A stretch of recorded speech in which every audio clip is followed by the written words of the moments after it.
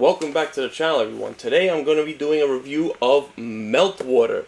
This is from Capstone Games. So this is a two-player abstract style war game where the US and Russia are inhabiting Antarctica, and they are essentially trying to kill each other off. So this game was released a few years ago, maybe more, and it was really just hexes and cardboard pieces, so it felt like an old school war game. Capstone picked it up, gave it a nice facelift. It's got wooden meeples, a nice board, really did a nice big upgrade on it. So also want to thank them for sending me this copy for a review. So let's get to the table. Let me show you how this game plays, and then I'm going to let you know what I think about it. Okay, so this is how Meltwater looks on the table. Now, the game does not look set up like this. I'm just showing you this for demonstrative reasons. I just want to show you really quick how the game plays. So the objective of the game is to essentially kill your opponent, defeat all of their units. So they're going to be occupying this border of Antarctica. We have the USA, we have the Russians, we have neutral civilians, we have stockpiles here, and then we have these radiation tokens, which will make the hexes dirty. And then if you flip them over here, they will destroy the hexes. Nothing could live inside this hex. Now you have these little cloud tokens. That's just going to let you know where what the next area is going to be infected. Now you have these two different types of tiles. You have snow and ice. 2 units can be on a snow tile, and 3 units can be on an ice tile.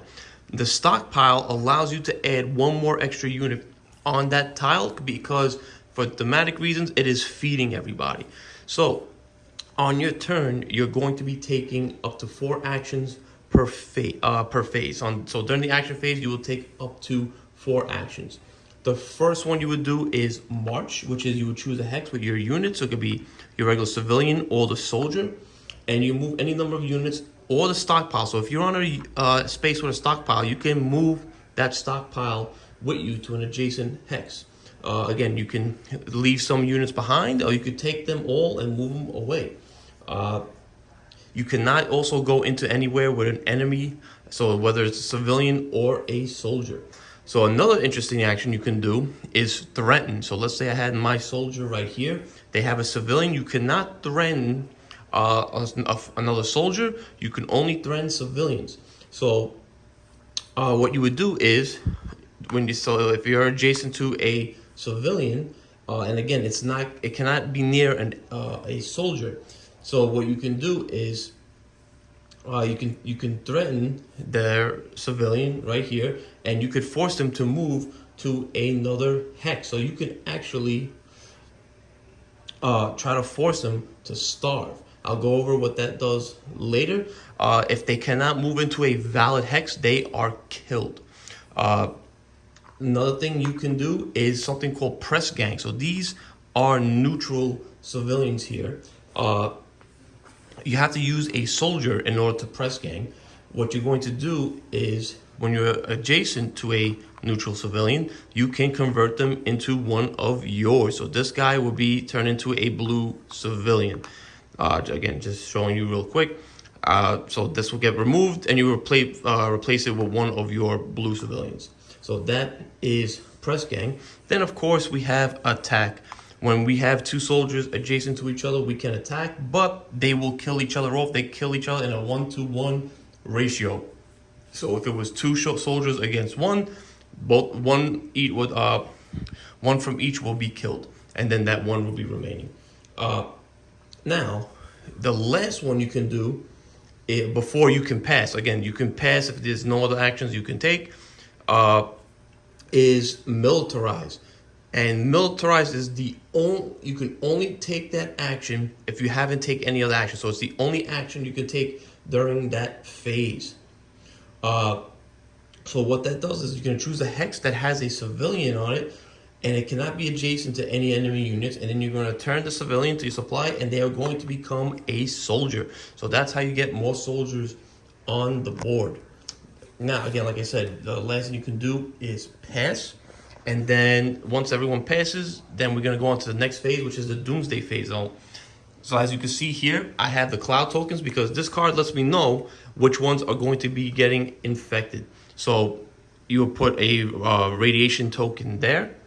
And then the next one here is, it shows you right here, J7, and then it shows you where a neutral civilian is going to pop out. So what do these things here do? So this takes away 1 unit on the area. So this can only fit 1 unit. Now, another way this can get infected is by attacking. So if I was in this unit here and I would attack, this would actually get flipped over to dead. So you want to be careful when you are attacking as well, because it can destroy the hex if you're attacking from a dirty hex is what they call it. So after that, you're going to be doing the starvation phase. So what starvation is, like I said, the snow tiles can only fit 2 unless there is a surplus thing here, and the ice can take only 3. Again, 1 extra if there's a surplus here. If you have too many units on that hex, one of them is forced to move. Now, if it cannot move into a eligible hex, it can actually, some of them can defect to the other team. And again, if there's not enough hexes, they can die. So these are really crucial. Now, if a radiation hex was to ever be put again in the same spot, it becomes dead, and then essentially you cannot no longer move into that hex. So these are going to keep coming out. This board is going to get filled with radiation, and eventually a bunch of people are going to starve, and whoever is the last one standing is going to win. So let's get back and let me give you my final thoughts. And that is Meltwater. So first thing, this is an easy game to table. As you can see, the rules are not heavy. The rulebook is very well done.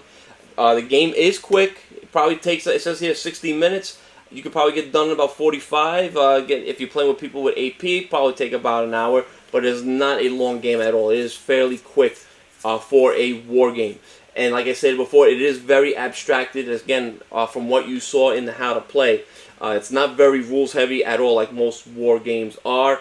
And thematic wise, you know, yeah, all right, USA versus Russia, but I really did not feel that thematic towards the game. The theme was not strong, but that's not a big deal at all, because again, like I said, this is more abstracted than other war games out there. So, like I said, I like the rulebook a lot. It's very quick, concise, gets right to the point. So about maybe only like 3-4 pages. It's very well done. Gameplay's quick, easy to table. The game, like if you know me, I like mean games. This is a very in-your-face game. It is a mean game because you are essentially trying to starve your opponents. That is the main way of winning. It's not from killing their soldiers or using your soldiers to kill, because you can't really shoot the civilians. You can.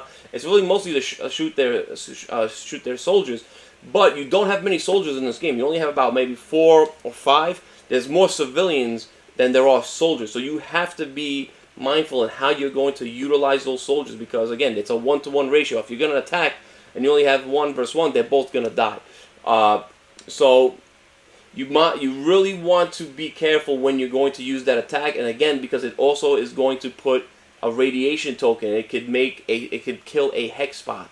Again, that could be to your advantage or it could be to your disadvantage. It all depends on what strategy you're going to go forward with this game. So yeah, I really like how mean that it is. I like that whole trying to find a way to starve your opponent. It's very chess-like. Again, it's not chess, but it has that chess feeling of thinking ahead of what am I going to do 1, 2, 3, 4, 5, 10 turns ahead, because it really have to. And again, those cards that are coming out, it's letting you know where the next radiation tokens are going to be placed, so you know what is coming. It's not like you're going in blindsided. There is no randomness to this game besides the Doomsday cards. And like I said before, you know ahead of time where they're going to be placed. So this is a very deep strategic game. And again, it's very tense knowing that these radiation tokens are coming out. and you're really trying to get into your opponent's mind, seeing what they want to do, how are they going to push your civilians out of the way, how they're going to starve your people. So again, that's all my likes. Again, I like the mechanisms. I like the meanness of the game. I like how quick it plays. My problem, and it's again, I don't want to say it's a big problem, is the replayability. So it does hurt a bit because I feel like every game will kind of feel samey after a while. Again, it's not a big map, and I mean, how many times can you do the same thing over and over again? I'm not saying that you'll never want to play it again, but it's one of those type of games, like maybe after 2, 3, it's going to feel about this. You're going to feel like you're playing the same game over and over again, but then again, you might want to come back to it maybe a few months later. But that does hurt it a bit. That was my biggest concern, the replayability. Like I said, it's going to feel samey after a while. So, overall, I still think this is a good game. I think it's one you should check out. I don't know if it's a game that will help you get into war games because of how abstract it is. But it is, if you like two-player games, if you like really mean games, I highly recommend this. I'm going to give this a 7 out of 10. I really like what Capstone did with it, considering where it came from just a piece of paper with hexes and the chits. They really gave this a nice upgrade. But I do recommend it 7 out of 10. But again, think about the replayability. I don't know what Capstone has in for the future of this game, and knowing them, they'll most likely release some more content in the future. And if they are, I'm looking forward to it because I would like to see this universe expand a bit. So that's going to do it for today, guys. I hope you enjoyed the video. Please like and subscribe. If you have any questions regarding this game, please leave it in the comment section. Hope you guys enjoyed the video. Until next time, keep on playing.